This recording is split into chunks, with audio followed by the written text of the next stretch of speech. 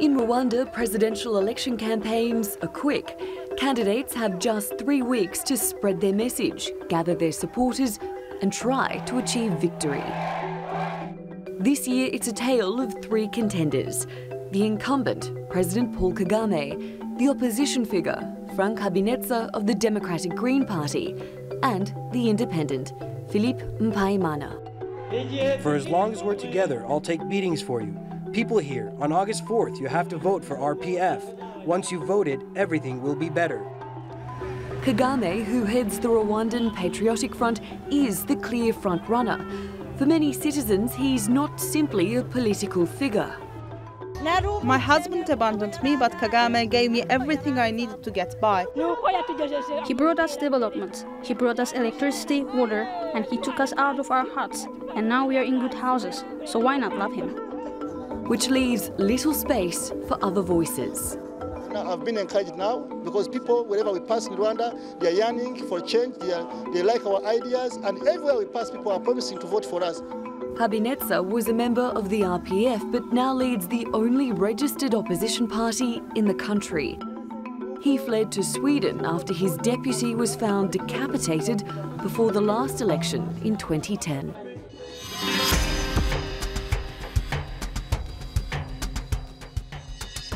Kagame is a man with a long legacy. He helped to topple the Ugandan government and backed a rebellion in what was then Zaire. But his defining role has been shaping Rwanda. In 1994, he was the general who helped put an end to the genocide which nearly tore apart the nation. Kagame has led the country ever since. Rwanda has on the surface transformed into a model nation. The number of people living in poverty has dropped from 45% to 39%. The World Bank says it's the second best place to do business in Africa. Kagame has also transformed Rwanda through the RPF. The party runs its own conglomerate, Crystal Ventures, with interests from dairy to real estate. And it's one of the largest private employers in the nation. But critics say there is little room for dissent or alternative views. Kagame won the 2003 presidential poll with 95% of the vote and 93% in 2010. And 98% of people voted in favour of extending his term limit in the 2015 referendum. It means he could stay in power until 2034. He has brought stability, security and growth.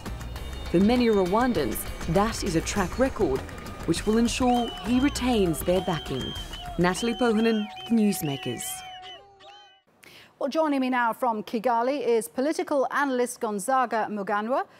Also from Kigali, Gatete Niringabo. He's a human rights lawyer and a senior research fellow in governance at the Institute of Policy Analysis and Research.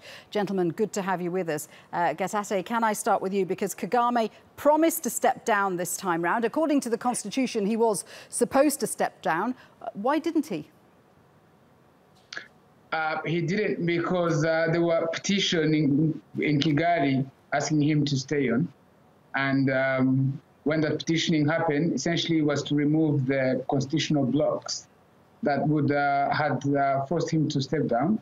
And then when that was removed, he said because people have asked him to stay, he would stay. Yeah, those are the mechanics of it. But why did he decide to stay on? Is he just another African leader who can't resist clinging to power?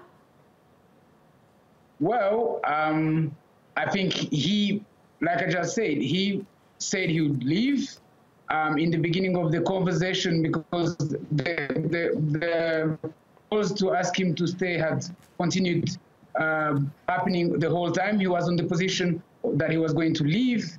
And then eventually, in the end, when he was accepting that he was going to stay, he clarified that it was a shame that the people had still needs for him to stay. He said in these 7 years, they must be working towards those needs and fears that people had for him to stay, so that these 7 years give us transition. Gonzaga, what's the problem with Kagame staying on? Because he has turned Rwanda from a genocide country into a stable economic country that's well ordered. Yeah, indeed, he has turned the country around over the last 20 years or so. However, he himself said several years ago that it would be a failure on his part if he could organize a transition, and I strongly believe it is indeed a failure that he was not able to organize a transition. While there was massive public support indeed calling for him to stay, it is also a fact that it was active organized by Kagame's ruling Rwanda Patriotic Front, which he strongly controls. So it is hard to imagine that the referendum or the process that got the constitution amended would have happened without his consent. There is no evidence, there is no public evidence that he worked hard to organize the transition within his own Rwanda Patriotic Front. So definitely he's staying on because he can, and we cannot ignore the fact that he indeed has considerable support. Yeah, and there's little doubt that he's going to win the election, isn't there? The only question is he going to get more than the 93% he got last time around? It could be about the same percentage, but you also have to look at the context within which the election is taking place. It's because that there's no serious, organized, and active political opposition that would take away the other vote, unless people vote for as in protest against him, which there may not be very many.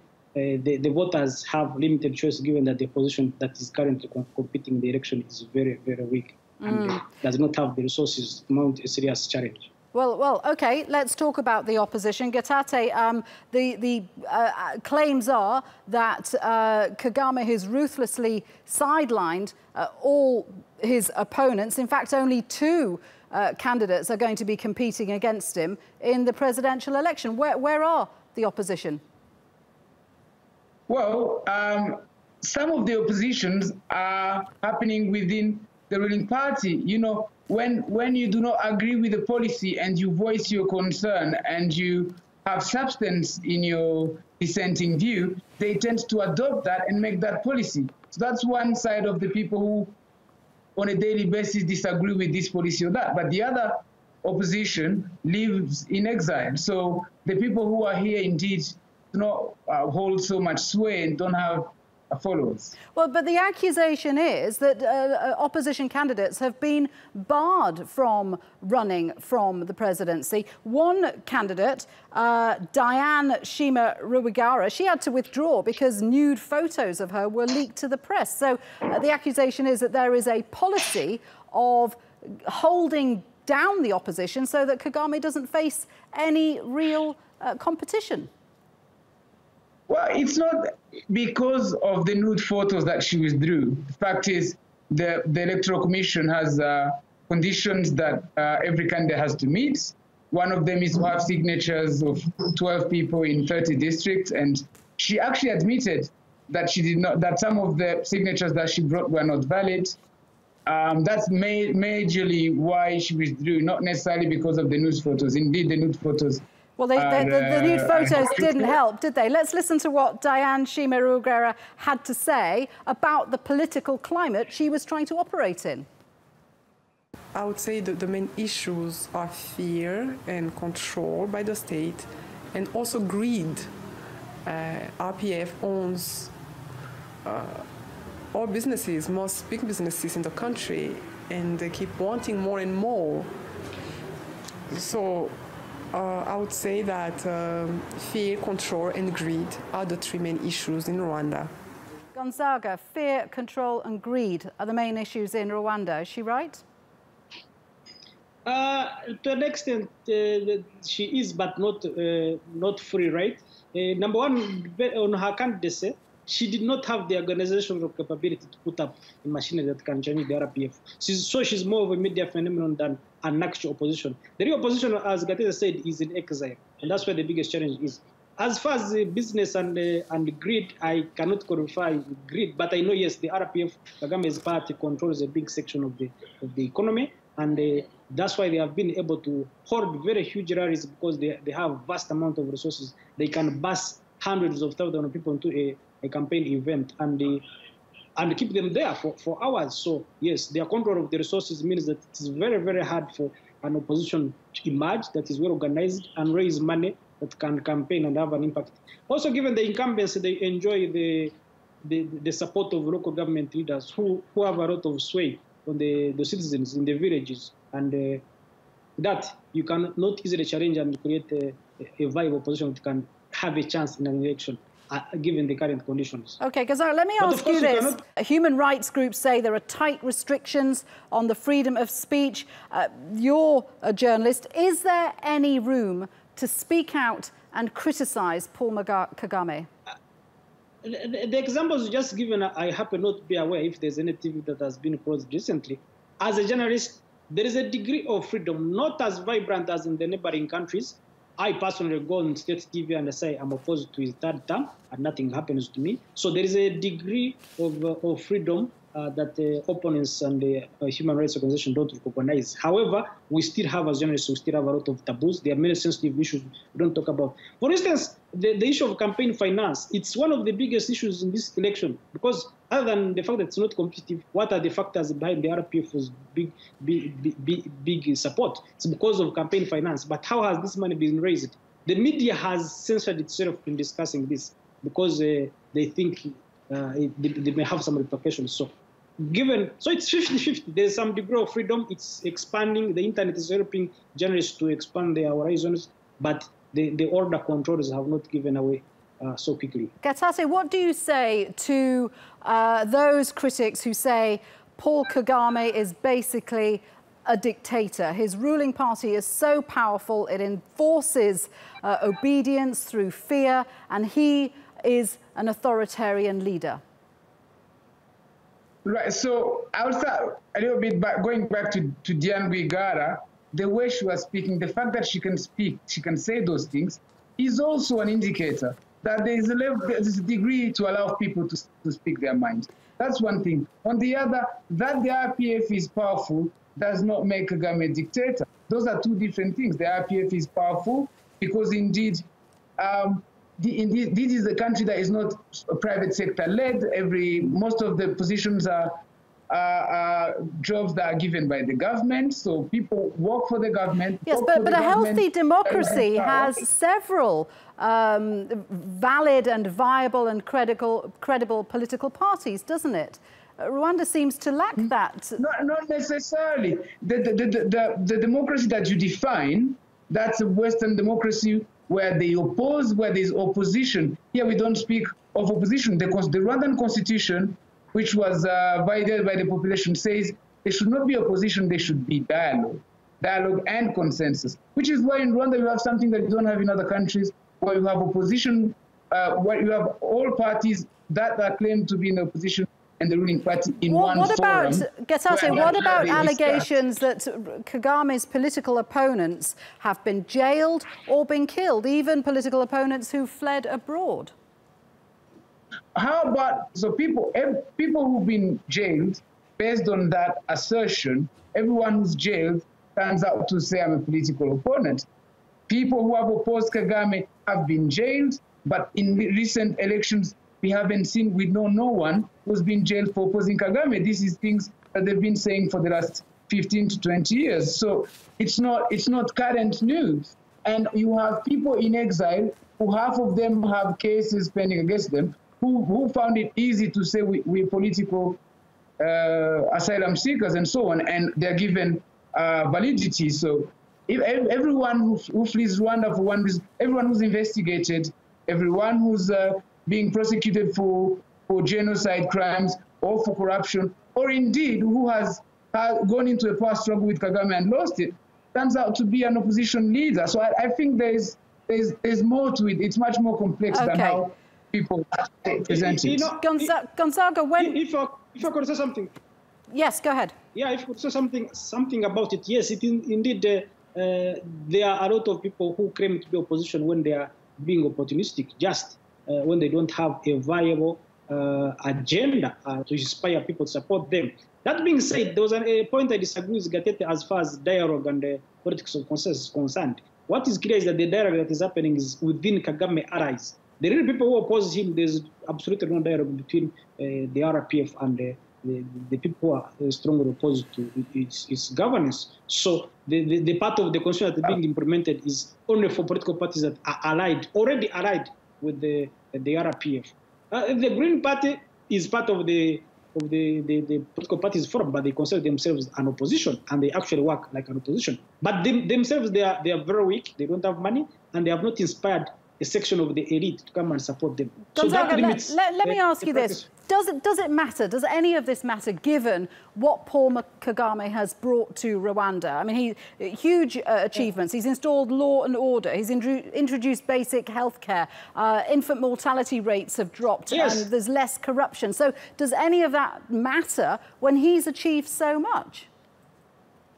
Yeah, it matters going forward because some of the policies are not performing as it is claimed. And it's always important that they are out there in the public debate. That the policies, for instance, some of the policies like in agriculture, there was a problem of hunger in parts of the country. It was not publicly debated because there was no one to raise it. So some policies are well intended, but they are not achieving their targets. So without an opposition point out where they can be improved, without the RPF performing on time every program that it goes on, even the health sector, it's not.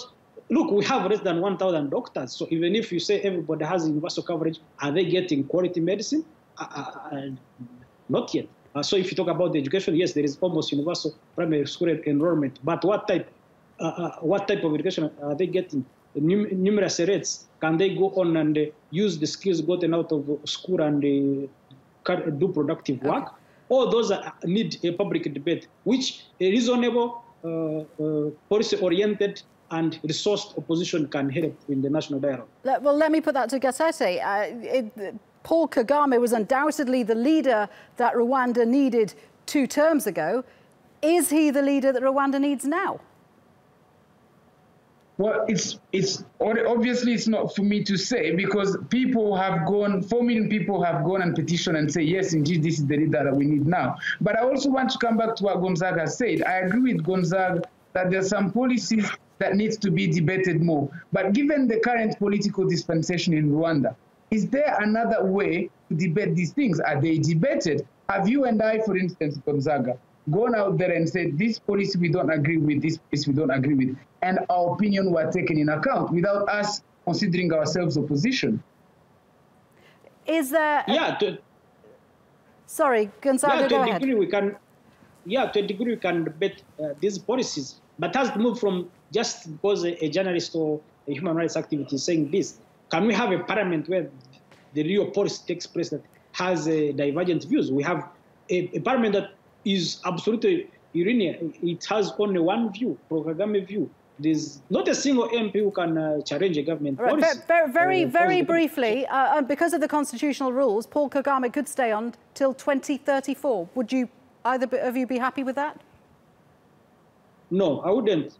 Because it would be such a long time, and it is very important, even if the RPF was to stay in power for that long, it has to evolve, to reform itself so that it... Okay, we're running out of time. Last thought to Gatete, would you be happy with that, 2034? Listen, even the change of the constitution, I wasn't happy. I petitioned the Supreme Court saying that the constitution shouldn't change. I'm generally happy with President Paul Kagame. I'm happy with him. But I'm more happy with the country. The country is much bigger. Okay, gentlemen, we're going to have to leave it there because we have run out of time. Great discussion. Thank you very much indeed for that. Gonzaga Muganwa and Gatete Nyiringabo.